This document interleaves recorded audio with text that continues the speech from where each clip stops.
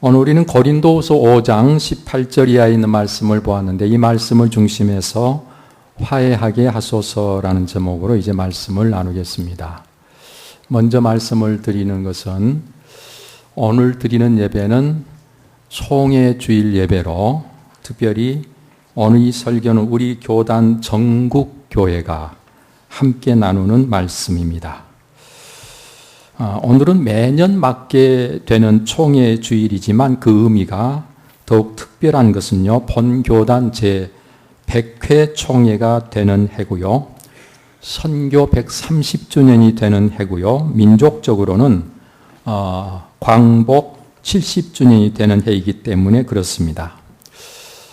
그동안 특별히 한국 교회는요, 민족과 함께 고난을 이기며 하나님을 섬겨왔습니다.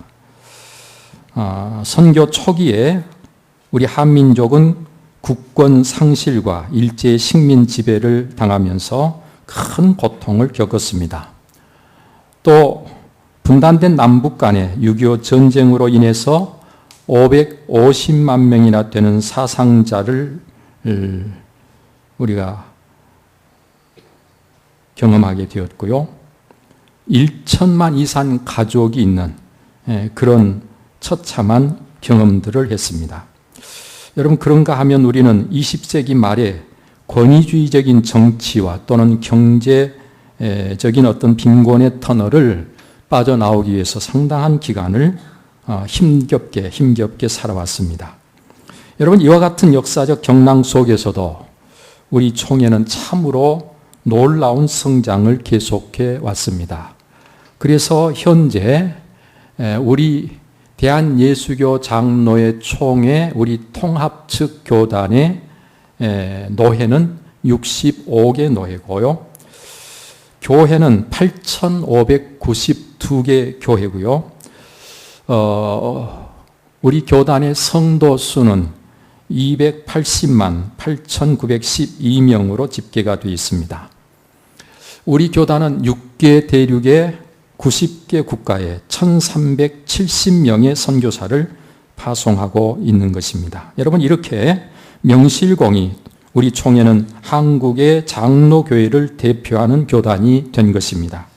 하나님의 은혜가 아니고서는 설명할 길이 없고 결코 있을 수 없는 일이었음을 고백하지 않을 수가 없는 것입니다.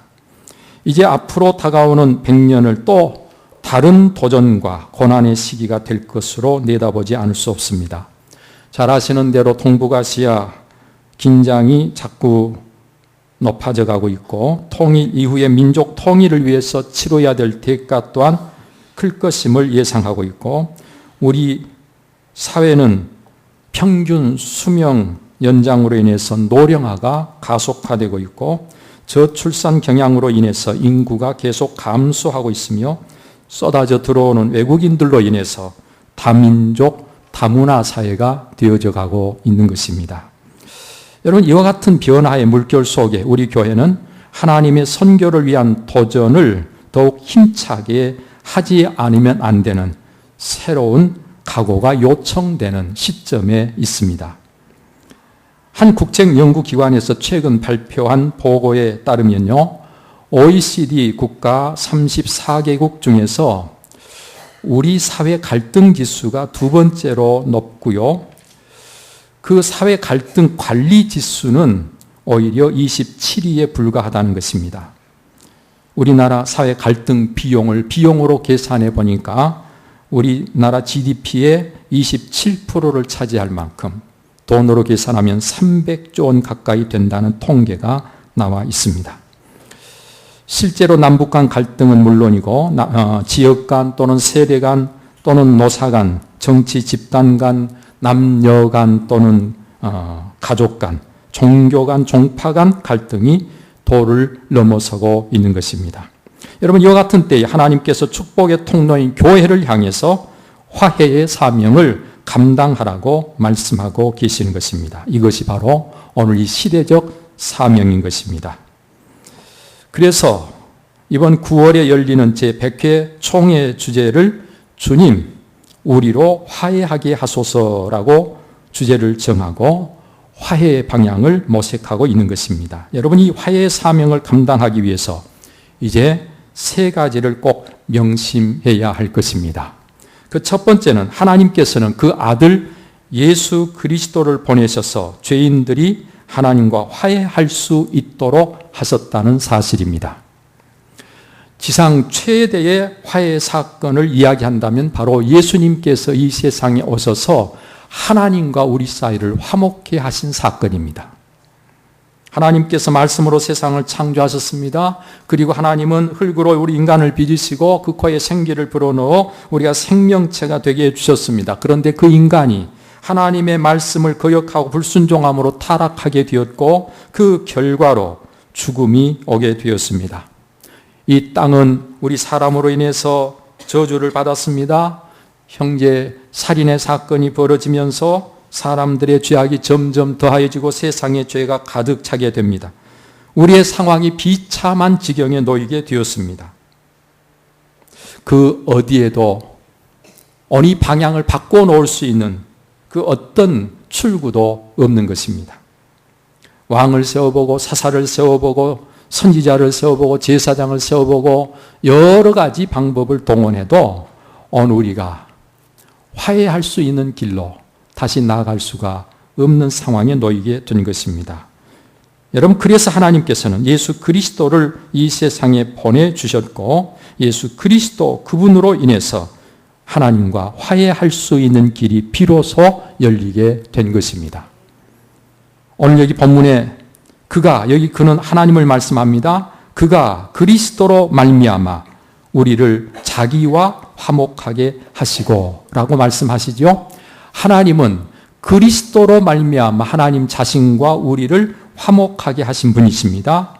예수님께서 그리스도가 되신 것은 이렇게 단절된 하나님과의 관계를 회복시키기 위한 것임을 밝혀주고 있는 말씀입니다. 그리스도의 구속 사역의 핵심은 바로 이와 같은 관계 회복에 있다는 사실입니다.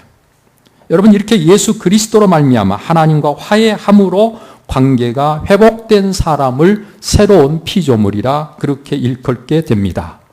그런 정도든지 그리스도 안에 있으면 새로운 피조물이라. 이전 것은 지나갔으니 보라 새 것이 되었도다. 고린도후서 5장 17절 말씀 아닙니까? 여러분, 이렇게 새로운 피조물이 된 사람들에게 화목하게 하는 직분을 주셨다고, 화목하게 하는 말씀을 부탁하셨다고 했습니다. 바울 사도는 오늘 본문 20절에서 우리가 그리스도를 대신하여 사신이 되어 라고 표현하고 있는데, 이렇게 그리스도를 대신하는 사신으로서 세상을 향한 화해의 대리자로 살아야 한다는 것을 성경이 말씀하고 있는 것입니다. 예수 그리스도 안에서 하나님과 화해하게 된 사랑하는 성도 여러분들이여, 이제 세상 속에서 하나님의 화해의 선포자가 되고 그것을 이루어가는 삶을 사는 여러분들이 꼭 되시기를 바랍니다. 두 번째로 기억해야 될 것은 하나님께서는 우리 인간 사회에 화해의 역사가 일어나기를 기대하고 기다리고 계신다는 사실입니다. 하나님께서는 창세기 33장에서 매우 드라마틱한 야곱과 에서의 화해의 사건을 우리에게 보여주고 계십니다. 여러분, 물론 그 외에도 성경에 보면 화해 사건들이 여기저기 보여집니다. 창세기 31장에서는 야곱과 라반, 그 삼촌 라반과의 화해가, 그리고 창세기 45장에 가서 보면 요셉과 그 형제들의 화해의 사건이 기록되어 있는 것을 봅니다. 이들의 불화, 이들의 단절의 원인을 보면 욕심에 따른 기만이나 재산으로 인한 오해와 불신이나 또는 부모의 편애로 인한 시기 질투로 인해서 관계가 깨진 것들을 알 수 있습니다. 여러분, 이와 같은 것들은 오늘 이 시대를 살고 있는 우리의 삶에서도 얼마든지 일어나는 갈등임을 알 수가 있는 것이죠. 특별히 오늘 우리는 이 야곱과 에서의 이야기는 그 무엇보다도 하나님과의 관계 회복이 먼저 되어질 때에 비로소 인간과의 관계 화해가 이루어지게 된다는 사실을 보여주고 있음을 놓쳐서는 안 되는 것입니다. 야곱은 형 에서를 만나기 전에 야복강을 건너지 못하고 천사와 씨름합니다. 야곱은 날이 새도록 씨름하다가 하나님을 경험하고 그가 새로워지는 것입니다. 하나님은 야곱의 이름을 바꾸어서 이스라엘이라 하라고 말씀하십니다. 야곱으로서 속이면서 자신의 욕심을 채우기 위해 사는 옛사람을 벗어버리고 새 인격, 새 성품으로 살도록, 그래서 이스라엘이 되도록 명령하십니다. 우리는 이처럼 하나님 안에서 새로워져야만 비로소 사람과 화해할 수 있는 것입니다. 화해의 삶이 비로소 가능해지는 것입니다. 야곱은 이제 이스라엘로서의 삶을 시작합니다. 그래서 더 이상 머뭇거리지 않습니다. 이제는 적극적으로 화해의 길로 나섭니다. 에서를 더 이상 두려워하지 않습니다. 이전과는 다르게. 전에는 어떻게 했어요? 전에는 종과 가족들을 앞세우고 자기는 맨 나중에, 그것도 강을 건너지 못하고 두려워서 머뭇거리고 있는 것이 야곱이었습니다. 그런데 이제는 가족들 앞에 서서 당당하게, 그럼에도 자세를 한층 낮추어서 그 형 에서에게 나아갑니다. 오직 하나님을 의지하고 형에게 화해를 구합니다. 몸을 7번이나 땅에 굽혔다 그랬고, 형 에서를 주로 부르고 자기는 종이라고 호칭하면서 형을 높이고 있습니다. 자기 재물을 하나님이 주신 은혜라고 소개하면서 은혜를 나누려고 한다고 고백합니다. 여러분, 이때 에서는 그런 동생의 모습을 보자마자 야곱에 대한 분노는 오간데 없이 사라져버리고 400명이나 이끌고 기세 등등하게 나아가던 그가 야곱에게 달려가서 안고 입 맞추고 눈물을 흘립니다. 얼마나 감격스러운 장면인지 모릅니다. 얼음처럼 차갑던 에서의 마음이 녹아서 풀어진 것이죠. 형제 간의 사랑이 회복되고 그리고 화해가 이루어진 것입니다. 어떻게 그것이 가능했습니까? 야곱이 이스라엘이 되어서 하나님과 야곱의 관계가 회복될 때 비로소 형과의 관계도 회복되었다는 사실이죠. 우리가 행복한 삶을 살기 위해서는 반드시 화해가 필요합니다. 그런데 이와 같은 화해는 야곱과 에서를 통해서 보여주신 그대로 오늘 우리가 하나님과 화해해야 되는데, 하나님과의 화해하기 위해서 우리가 새로워져야 됩니다. 이것이 바로 화해를 이루기 위한 오늘 우리의 모습입니다. 이제 세 번째로 우리가 꼭 기억해야 될 것이 있습니다. 그것은 하나님은 친히 창조하신 자연과 인간과의 화해 또한 실현되기를 원하시고 계신다는 사실입니다. 첫사람 아담과 하와가 하나님께 불순종하여 죄를 짓게 되면서 땅까지 저주를 받았지요. 땅은 가시덤불을 그리고 엉겅퀴를 내고 평생 수고하여 소산을 먹게 되고, 여자는 해산의 고통이 뒤따라 왔습니다. 사랑해야 할 부부 사이가 지배와 복종의 관계로 바뀌어 버립니다. 사망을 피할 수 없게 된 것이고요. 다른 피조물들이 사람을 대적하는 형상이 되었습니다. 여러분, 그들 역시 썩어짐의 종노릇하면서 탄식하는 고통을 겪고 있습니다. 이처럼 우리의 죄는요, 모든 관계를 어긋나게 만들어 버리고 화해를 깨뜨려 버렸습니다. 갈등과 불화와 적대적 관계가 되어버리고 말았습니다. 이런 상황 속에 지금 이 지구 생태 환경은 병들고 파괴되어 신음하고 있는 것이지요. 아프리카 킬리만자로 산에 만년설이 녹아 내려서 없어지고 그 주변 지역이 물 부족으로 시달리고 있고, 그리고 어떤 섬은 점점 가라앉아 가고 있습니다.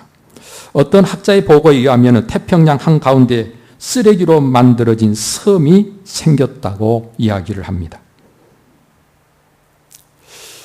먹이 사슬의 맨 위 정점에 있는 우리 인간들은 환경 호르몬의 영향을 받지 않을 수 없고, 그래서 오늘 이로 인해서 우리 인간들은 병들어가고 있습니다. 여러분, 후쿠시마 원전 사고와 같은 큰 사고는 더더욱 우리의 삶을 위협하고 있지 않습니까? 학자들의 이야기는요, 그 사고 현장은 1만 년이 지나야 회복이 될까 말까 한다는 거예요. 얼마나 끔찍하고 무서운 일인지 모릅니다. 과학의 발달로 인하여 편리한 생활을 누렸지만 부메랑이 되어 돌아온 결과는 너무나 끔찍한 것입니다.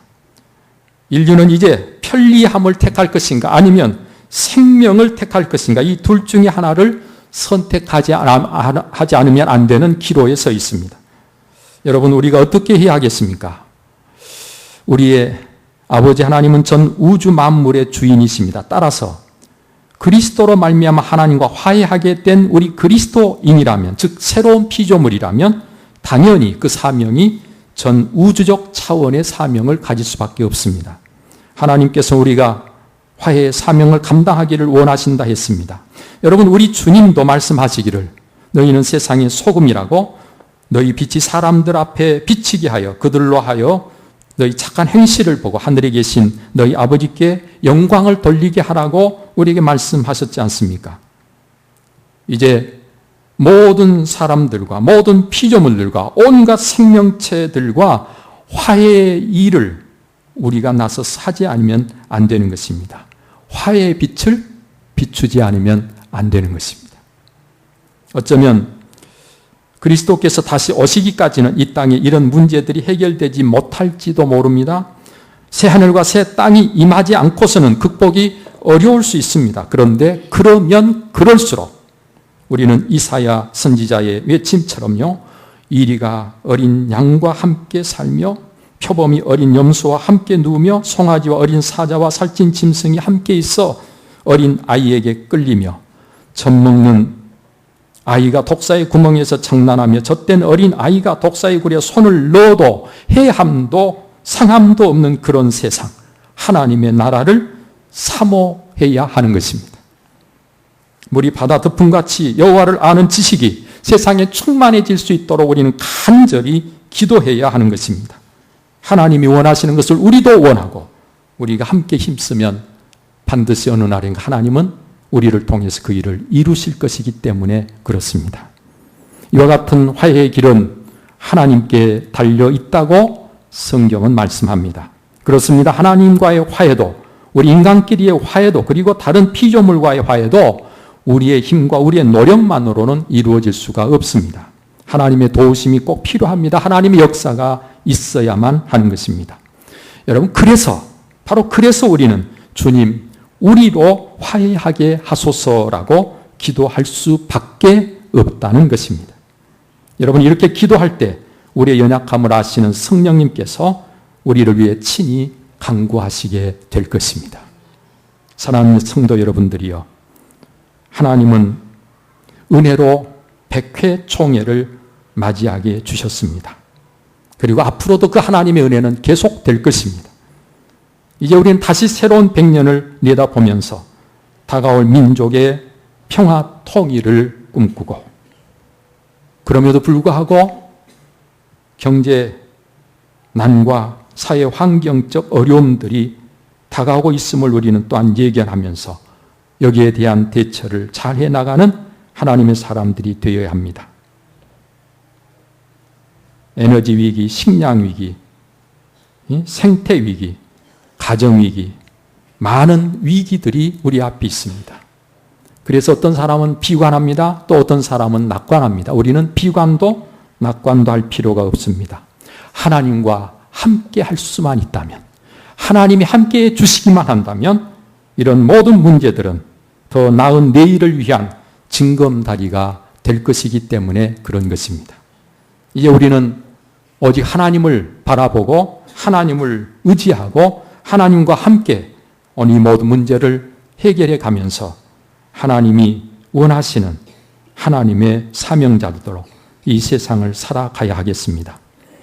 우리는 바로 지금 우리가 해야 할 사명이 화해의 사명임을 꼭 잊지 말고 화해자로서 이 세상을 살아갈 수 있기를 바랍니다.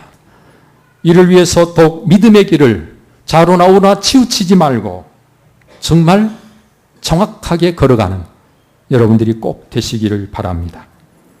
주님, 우리로 화해하게 하소서. 이 민족이, 이 사회를 회복시켜 주옵소서. 더욱 간절히 기도할 수 있는 저와 여러분들이 될 수 있기를 바랍니다. 그리고 한 걸음 양보하고 그리스도 안에서 희생을 마다하지 않는, 그래서 하나님께서 예수 그리스도의 희생을 통해서 이루신 화해를 오늘도 이 땅에 이루어가기 위해서 우리 스스로 희생을 각오하는 저와 여러분들이 꼭 될 수 있기를 바랍니다.